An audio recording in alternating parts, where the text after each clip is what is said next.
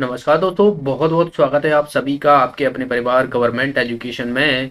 दोस्तों चलिए आज हम मैथ्स के क्वेश्चन करने वाले हैं और इसमें हम मैथ्स के 10 क्वेश्चन करेंगे जो कि आपको एग्जाम पॉइंट ऑफ व्यू से काफ़ी इंपॉर्टेंट है। जिस तरीके से एमपी हाई कोर्ट के एग्जाम में पूछे जाते हैं क्वेश्चन, उसी तरीके से मैंने यहाँ पर क्वेश्चन शामिल किए हुए हैं। आप प्रीवियस ईयर के क्वेश्चन पेपर उठा के देख सकते हो। बात की जाए तो उस पर भी मैंने ऑलरेडी वीडियो बना चुके हैं, लिंक आपको डिस्क्रिप्शन में मिल जाएगी, तो वहाँ से आप सारे वीडियो देख पाओगे। तो चलिए हम स्टार्ट करते हैं। आपका एग्ज़ाम मान के चलो आपके पास अभी करीबन जो है वो 2 महीने हैं, उससे पहले तो एग्ज़ाम नहीं होने वाला है। करीबन 1.5 से 2 महीने आप मान सकते हो, उसी के बाद जो है आपका एग्ज़ाम होगा। तब तक आपकी प्रिपरेशन बहुत अच्छी हो जाएगी। ओके, चलिए देखिए पहला क्वेश्चन है यहाँ पर, 250 का कितना प्रतिशत है, ये पूछा गया है। सिंपल सा क्वेश्चन है, 2 जो है वो 50 का कितना प्रतिशत है, बस इतना सा है। आपके सामने आंसर आ जाएगा यहाँ पर 4%। ठीक है, तो इसका आंसर हो जाएगा हमारा सी ऑप्शन। तो 2 जिसके कंपैरिजन में हम कभी भी कोई भी संख्या हो जिसके कंपैरिजन में हम परसेंट निकालते हैं उसे नीचे लिखते हैं, यानी 250 का किसके कंपैरिजन में कर रहे हैं, 50 के। तो 2/50 कर दिया, इंटू 100 कर दिया, तो यहाँ से हमारी जो वैल्यू आ रही है वो कितनी आ रही है, 4%।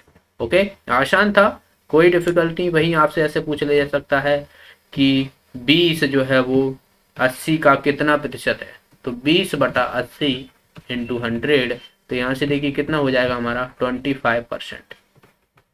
समझ में आया। इसी तरीके से आपसे पूछा जा सकता है 30 जो है वो 70 का कितना प्रतिशत है, तो 30/70 इंटू 100, तो यहाँ से आप देखोगे कितना हो जाएगा 300/7%। ठीक है, इसे सॉल्व करके आगे हम जो है संख्या निकाल सकते हैं। तो इस तरीके से कभी भी आपसे कोई भी क्वेश्चन पूछा जाए तो याद रखना है, इस तरीके से हमें जो है सॉल्व करना होगा।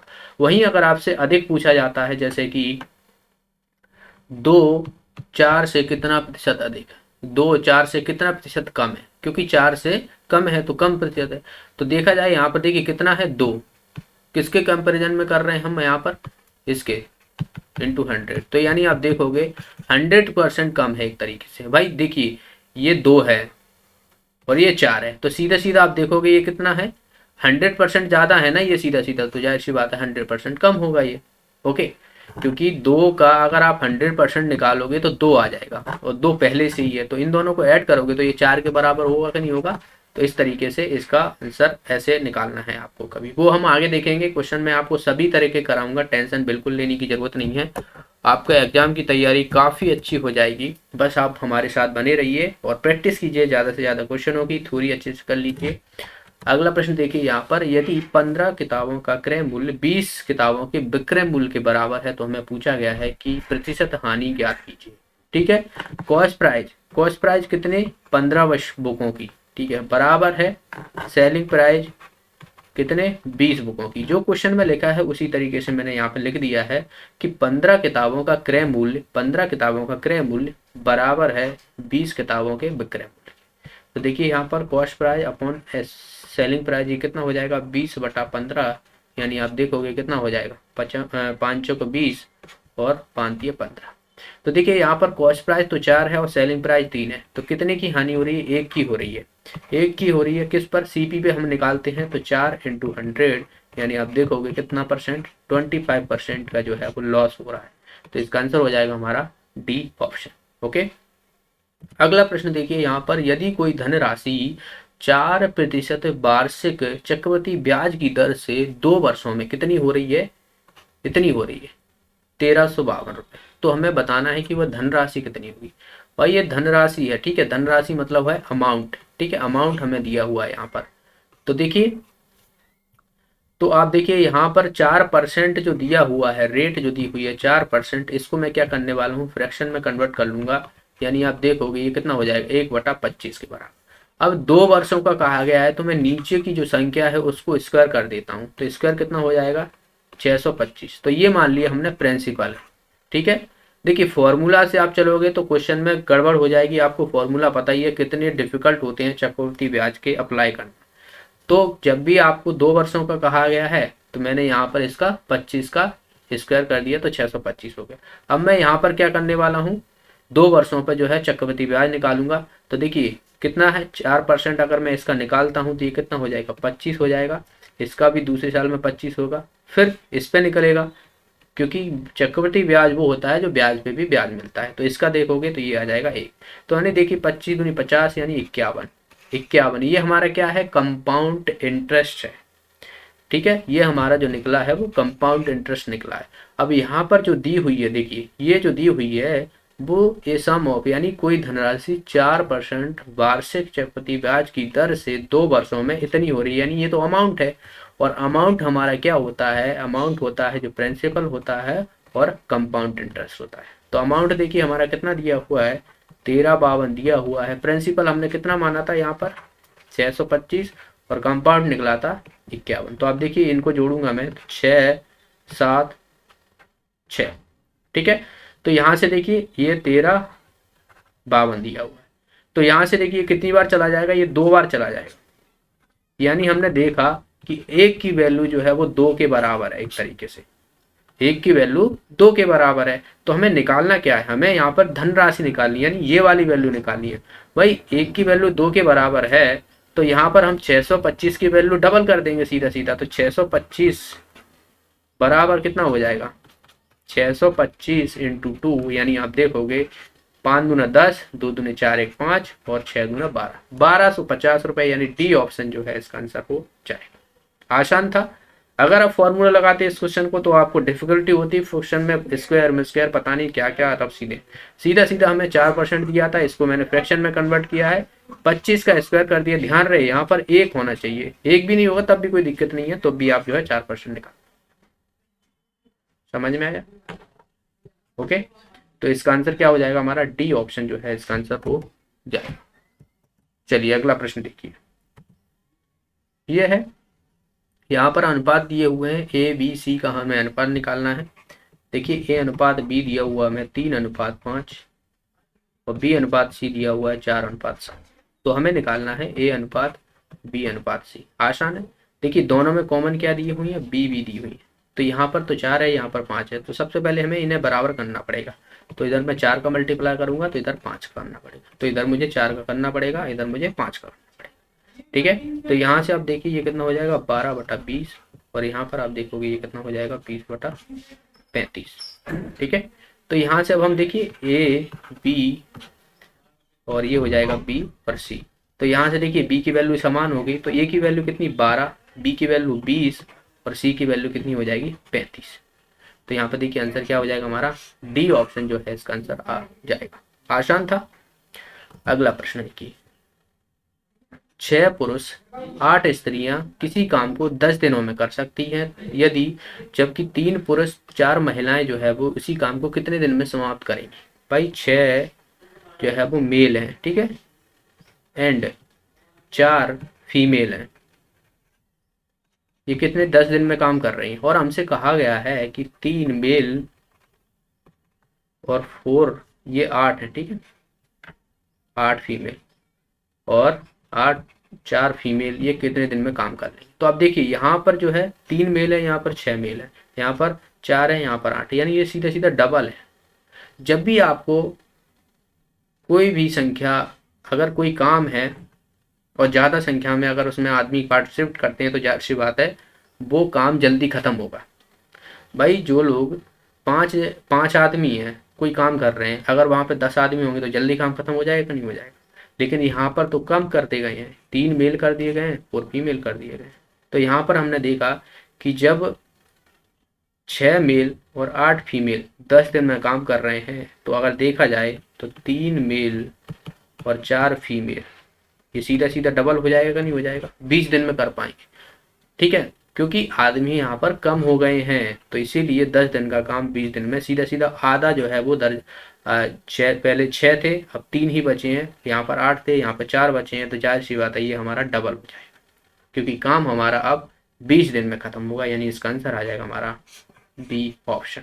बस इतना सा प्रश्न था, इसमें तो आपको कॉपी पेन चलाने की जरूरत भी नहीं थी ऐसे क्वेश्चन। चलिए अगला प्रश्न देखिए। अगला प्रश्न देखिए, एक व्यक्ति 250 मीटर चौड़ी सड़क को कितने 75 सेकंड में पार कर लेता है, तो हमें गति निकालनी है किलोमीटर प्रति घंटा में। देखिए स्पीड बराबर होता है डिस्टेंस अपॉन टाइम। डिस्टेंस हमें दी हुई है 250 और टाइम हमें दिया हुआ है 75। ये कितना है, मीटर पर सेकंड है, इसको हमें किलोमीटर पर सेकंड में कन्वर्ट करना है, किलोमीटर पर आवर में। तो हम 18/5 से इसमें मल्टीप्लाई करेंगे। याद रखना है, जब भी आपको मीटर पर सेकंड से किलोमीटर प्रति घंटा में कन्वर्ट करना हो तो 18/5 से मल्टीप्लाई करोगे, और किलोमीटर प्रति घंटा से आपको मीटर पर सेकंड में कहा जाए तो 5/18 से मल्टीप्लाई करो। ठीक है, उल्टा कर देना। तो ये आप याद रखना है इस चीज को। अब देखिए इसमें हम सीधा सीधा अब हम इसको सिंप्लीफाई कर लेंगे। देखिए यहाँ पर 25 थी 75, 25 10 बार जाएगा, 5 दूना 10, 3 छंग 18, तो यहाँ पर स्पीड कितनी हो जाएगी, 12 किलोमीटर प्रति घंटा। यानी इसका आंसर आ जाएगा हमारा बी ऑप्शन। अगला प्रश्न देखिए, यहाँ पर अगला प्रश्न है, बहुत ही खतरनाक लग रहा है लेकिन है नहीं। देखिए 999 सही 999 बटा 1000 इंटू 7 दिया हुआ है। तो सबसे पहले आप ये वाली संख्या देखिए, इसको हम किस तरीके से लिख सकते हैं। इसको मैं लिख सकता हूँ 999 प्लस 999 बटा 1000, और इसमें क्या है, मल्टीप्लाई है 7। अब बस सीधा सीधा से इसमें मैं मल्टीप्लाई करने वाला हूँ 7 का, आंसर हमारे सामने होगा। इसमें मैं मल्टीप्लाई करूंगा 7 का, तो देखिए इधर 7 का मल्टीप्लाई और इधर 7 का मल्टीप्लाई। तो देखिए 9 7 63 होता है, यहाँ से लगा 6, 9 7 63, 64 65 66 67 68 69 69, और ये लगा 6। फिर उसके बाद 9 7 63 63, और ये हो जाएगा फिर से 69। तो इतना इसकी वैल्यू आ गई 6993 प्लस। अब यहीं पर आप देखिए 6993 इसकी भी आएगी क्योंकि वैल्यू तो समान है। अब इसमें देखिए मैं किसका, इसमें मैं डिवाइड करूंगा इसका 1000 का, तो ये कितनी बार जाएगा, जाहिर सी बात है। अब ये 6000 है, ये 1000 है, क्योंकि ये 6000 बार जाएगा। यानी यहाँ से आप देखिए 6000 बार जाएगा और बचेगा कितना, 993/1000, इस तरीके से बचेगा। तो इसमें मैं ऐड कर दूंगा, तो ये देखिए यहाँ से कितना हो जाएगा, 6999 प्लस 993/1000। ठीक है, इसको मैं किस तरीके से लिख सकता हूँ, इसको लिख सकता हूँ 6999 सही 993/1000। यानी ये हमारा जो है इसका सॉल्यूशन निकलेगा ये पूरा। इसका आंसर आ जाएगा, देखिए डी ऑप्शन इसका आंसर होगा। ओके, चलिए अगला प्रश्न देखिए। अगला प्रश्न है, दो संख्याओं का अनुपात दिया हुआ है हमें, दो संख्याओं का अनुपात दिया हुआ है 5:8 और उनका अंतर हमें दिया हुआ है 48। तो इसमें से छोटी संख्या कौन सी होगी। बहुत ही आसान, बहुत ही घटिया क्वेश्चन कहा जाए एक तरीके से। देखिए दो संख्याओं का अनुपात दिया हुआ है 5:8 है, उनका अंतर मतलब इन्हीं संख्याओं का अंतर आप देखोगे कितना है, यहाँ पर 3 है। अंतर जो 3 है, दरअसल 3 के बराबर जो है वो 48 है। तो एक की वैल्यू यहाँ से देखिए 3 1 3 3 4 18। छोटी संख्या पूछी गई थी, छोटी देखिए आप, इसमें 5 है। ठीक है, तो 5 का मल्टीप्लाई मैं 16 से कर दूंगा, क्योंकि एक की वैल्यू 16 के बराबर है, तो 5 की वैल्यू 16 से मल्टीप्लाई हो जाएगी। 16 पंजा होता है 80, तो इसका आंसर हो जाएगा हमारा 80। तो छोटी संख्या जो रहेगी वो 80 रहेगी, और बड़ी संख्या कहा जाए आपसे तो 8 का 16 से मल्टीप्लाई करोगे तो ये हमारी बड़ी हो जाएगी। ओके, तो इस तरीके से ये वाला प्रश्न आपको करना था। अगला प्रश्न देखिए, बहुत सारे जो है रूट लगे हुए हैं, आदमी चकरा जाए कि इसे कैसे करें, पर आपको शुरुआत कहाँ से करनी है, यहाँ से करनी है, पीछे से, आगे से नहीं, पीछे से शुरुआत करनी है आप। ये देखिए ये रूट लगा हुआ है इसका, तो ये किसकी स्क्वायर है, 7 का है कि नहीं, तो 7 इसमें से बाहर आ जाएगा कि नहीं आ जाएगा, तो ये इसमें जुड़ जाएगा। यानी 29 और प्लस 7 में जोड़ूंगा तो यहाँ से देखिए कितना हो जाएगा हमारा, 36 हो जाएगा। यानी इसकी जो वैल्यू है वो 36 हो गई। अब इस पे 36 पे भी आप देखिए रूट लगा हुआ है, तो 36 पे रूट लगा हुआ है, तो ये किसका, 6 का स्क्वायर होता है कि नहीं होता। तो यहाँ से हमारी जो वैल्यू आई है वो कितनी आई, 6 आई, 6 आई। ठीक है, अब देखिए 19 में 6 जोड़ोगे आप तो कितना हो जाएगा, 25 हो जाएगा। तो 25 पे भी आपको रूट लगा है यहाँ पर, तो 25 पे जब 5 का स्क्वायर होता है तो रूट आ जाएगा 5 बार। ठीक है, यहाँ से आप देखिए अब इसमें जुड़ेगा 11 और 5 कितना होता है, 16। 16 पे भी रूट लगा हुआ है, तो 16 किसका होता है, 4 का स्क्वायर, 4 का रूट होता है। ठीक है, तो 4 आ गया। यहाँ से देखिए ये 5 और 4 कितना हो जाएगा, 9 हो जाएगा। 9 पे रूट लगा हुआ है, तो यहाँ से इससे बाहर आएगा तो कितना आ जाएगा, 3 आ जाएगा। तो हमारा आंसर क्या हो जाएगा, 3 आ जाएगा। चेन बाई चेन आपको चलना है, पीछे से स्टार्ट करना है और आगे तक जो बिल्कुल खत्म हो जाएगा। ठीक, समझ में आ गया होगा आई होप आपको। अगला प्रश्न देखिए, यहाँ पर a अपॉन बी की वैल्यू हमें यहाँ पर दी हुई है 2:3, b अपॉन सी की वैल्यू हमें दी हुई है 4:5। तो सबसे पहले तो हमें यहाँ पर इनकी वैल्यू समान करनी पड़ेगी, क्योंकि b की वैल्यू यहाँ पर तो 3 है लेकिन यहाँ पर तो 4 है, तो इसके बराबर करना पड़ेगा। 4 से मल्टीप्लाई इधर करूंगा, 3 से इधर करूंगा, तो मुझे 3 से यहाँ पे भी करना पड़ेगा और 4 से यहाँ पर करना पड़ेगा। तो ये कितना हो जाएगा 8/12, ये हो जाएगा 12/15।